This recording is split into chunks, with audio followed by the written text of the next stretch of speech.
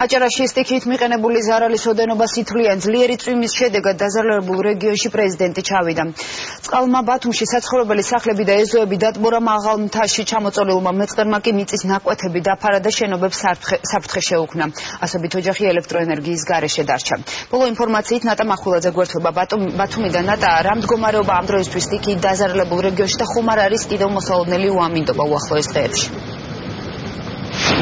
ამ დროისთვის სტიქიით დაზარალებულ რეგიონში ზარალს ითვლიან უახლოეს დღეებში სპეციალური კომისია მის ოდენობას დაადგენს. დღეს სტიქიით დაზარალებულ რეგიონში იმყოფებოდა საქართველოს პრეზიდენტი გიორგი მარგველაშვილი. ის შეხვდა ერთადერთ გაშავებულს, რომელსაც სტიქიის შედეგად დაზიანებული აქვს კიდურები. გარდა ამისა, რაც შეეხება მოსალოდნელ პროგნოზს, როგორც სინოპტიკოსები ვარაუდობენ, 25-26 სექტემბერს მოსალოდნელია უხვი ნალექი და სპეციალური კომისია მუშაობს იმისთვის, რომ პრევენციული ღონისძიებები გატარდეს ქალაქის მასშტაბით. იმ კედელზე სადაც მე მომფერია. იმ კედელზე არის ხიანი კორდი და ჩამოსულდა. საქართველოს პრეზიდენტი ბათუმის რეფერალურ საავადმყოფოში დღის ბოლოს ჩავიდა. გიორგი მარგველაშვილმა სტიქიის შედეგად დაზარალებული ამირან სამნიძე მოინახულა, რომელსაც მიწის მასის ჩამოშლის შედეგად კიდურები აქვს მოტეხილი. ჩვენ მოვედით აქ, რომ ხარში ამოვუდგეთ ჩვენს აჭარის მთავრობას, აგრეთვე იმისთვის, რომ გვენახა როგორ მიმდინარეობს სამუშაოები, პირველ რიგში ბუნებრივია მოვინახულეთ დაზარალებული. ეს არის ჩვენი ყველას ერთდროული პრობლემა, რომელსაც ერთად უნდა გაუძღვეთ და ერთად უნდა გადავწყვეტოთ ეს პრობლემა. დატბორილი ეზოებისა და საცხოვრებელი სახლების წყლისგან დაცლას ბათუმში ამ დრომდე ცდილობენ. დაზარალებულები მაშულთა ჯგუფებისა და ტექნიკის დამატებას ითხოვენ. წყალთან გამკლავება ბათუმელებს საკუთარი ძალებითაც უწევთ. გამთელისას მოვიდა ერთი სახანძრო მანქანა ამოტუმბა, თითქოს და ამოტუმბა, მაგრამ ეთყობათ, რომ არაფერი ამოტუმბული არ არის. ყველა სახლში არაფერი არა, მთელი გადარჩენილი. არ ვიცი ჩვენ რა გვეშველება, ყოლია ჩამწრეული.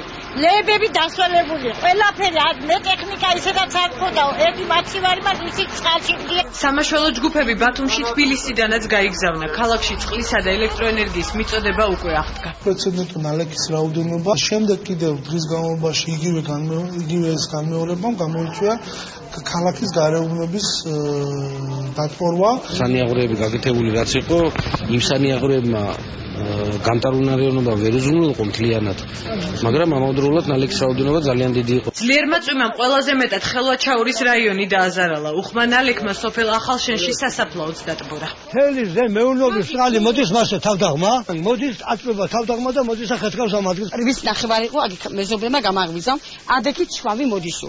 ინმაინდი ლოგინათ მყავდა. ფეხი აქ მოტეხილი, გედე უკვე სხვა გამანა.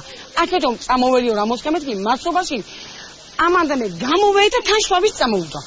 სტიქიის შედეგად საკარმიდამო ნაკვეთები დაიმეწყდა სოფელ ჩელტაში. ადგილობრივების ინფორმაციით არსებობს საშიშროება, რომ რამდენიმე სახლს საყრდენი გამოეცალოს. დაზარალებულები მეწყერის ერთ-ერთ მიზეზად კარიერზე მიმდინარე სამუშაოებსაც ასახელებენ. ისინი კომპენსაციას და ალტერნატიული საცხოვრებელი ფართის გამოყოფას ითხოვენ. საშიშროებას ზონაში ვიმყოფებით, ან ეს შეწყვიტონ, ეს აფეთქებები, ეს ქვის კლდეების მასის ჩამონგრევა.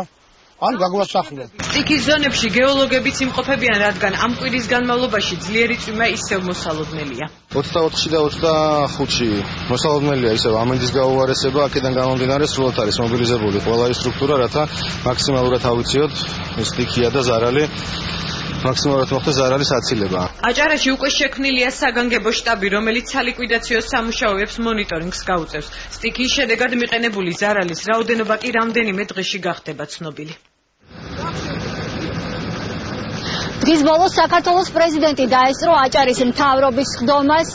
მან მოისმინა კომისიის მუშაობის ამ ეტაპზე შედეგები და ასევე გიორგი მარგველაშვილი ჩაერთო იმ დაგეგმარებაში, რომელსაც ქალაქი პრევენციული სამუშაოებისთვის ატარებს.